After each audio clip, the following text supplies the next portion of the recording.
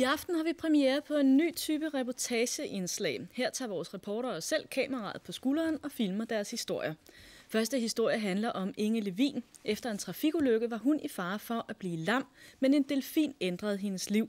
Nu har hun halvdelen af året skiftet havudsigten i Torbæk ud med delfinbugten i Eilat.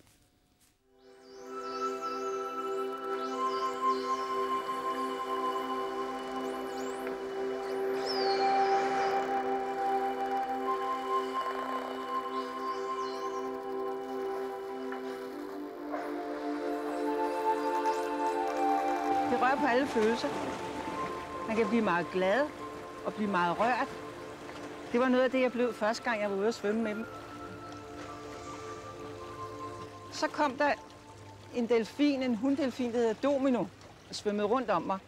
Og nogle gange så prikker de til en, eller vil lege med en og sådan noget. Den prikkede med sin snude lige i hjertet på mig flere gange. Ikke? Og så kom jeg ind, og så sad jeg der på strandbredden, og så kom der bare en masse gråd. Og det var utroligt forløsende.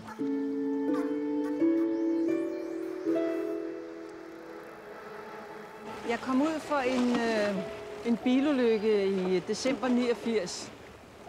Og lige inden da havde jeg mistet min mor. Og det var voldsomt, de der to ting, ikke? Og jeg mistede min førlighed, rækkede utrolig mange ting indvendigt. Jeg vidste ikke hvordan det ville gå, vel? Og der gik nok et års tid, før jeg sådan rigtig kom på benene igen, ikke sådan virkelig. Efter genoptræningen tog Inge Levin for første gang til delfinbugten Dolphin Reef i feriebyen Eilat. Hun blev så fascineret af verdens mest smilende dyr, så hun blev i Israel og gjorde arbejdet med delfiner til sin levevej. I dag er hun rejseleder for danske turister, der vil ned og svømme med dem. Altså, der er en eller anden nærhed, kærlighed mellem delfiner og mennesker, som jeg synes er fantastisk. Og samtidig så er der mange, der også kommer for at få det bedre, også fysisk. Og nogle har ondt i ryggen, og de oplever, når de svømmer i vand og med delfiner, at man siger egentlig, at kroppens endorfiner udløses, sådan det smertestillende stof, ikke? Så nogle mennesker, der ellers tager piller for deres ryg, de behøver ikke gøre det, mens de er hernede.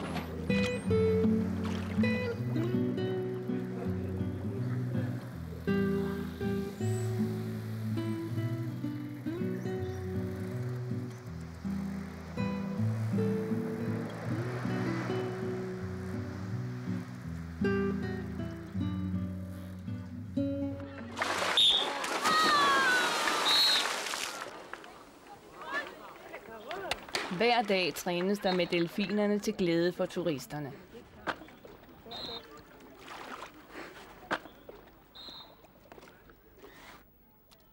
Det er et mysterium, hvor menneskelige delfiner egentlig er, og hvorfor smiler de altid.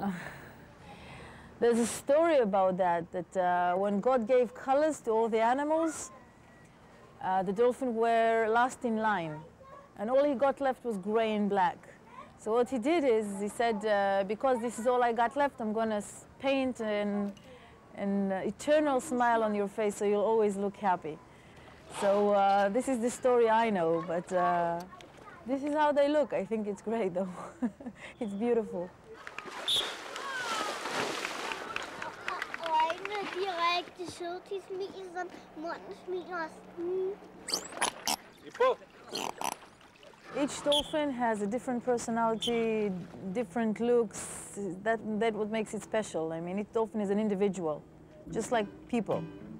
One of them is naughty, the other one is a snob, the other one is a bit crazy, spoiled, just like us.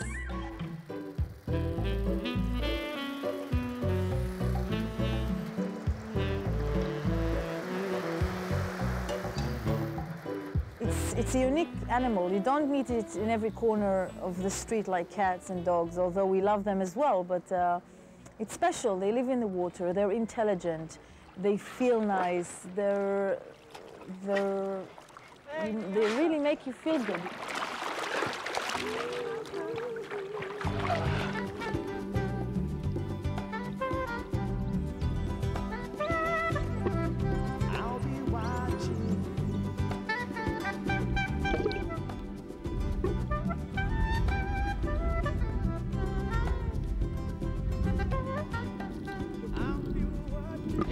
sødt, den kom hen og sådan med næsen sådan lige dunk ind i min hånd.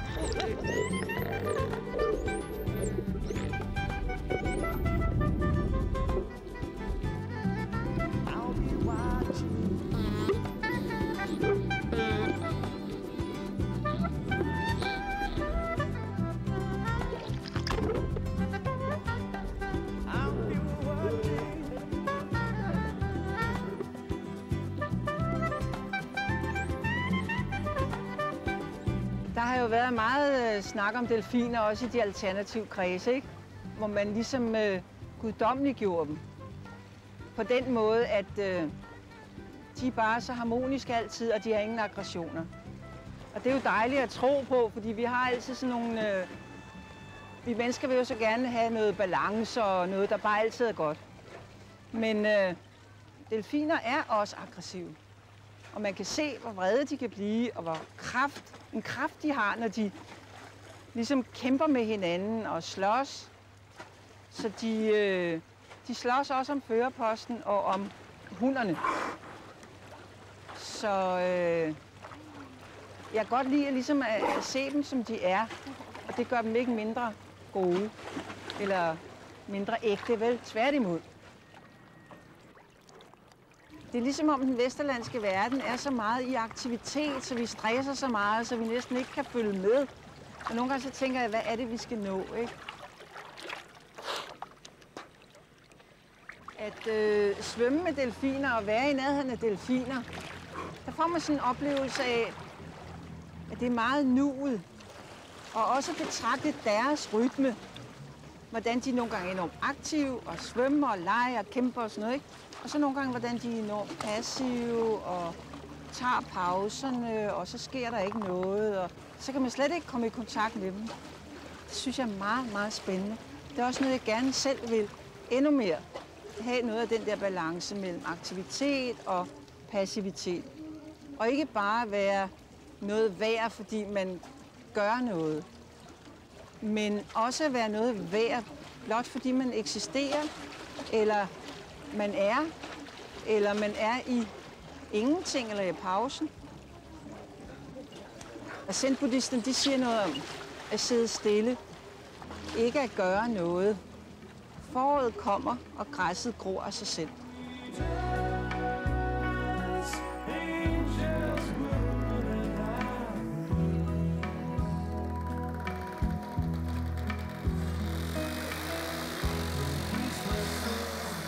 Når Inge Levin i sommerperioden er hjemme i Taarbæk, så giver hun foredrag med lysbilleder, video og musik om delfinerne i Det Røde Hav.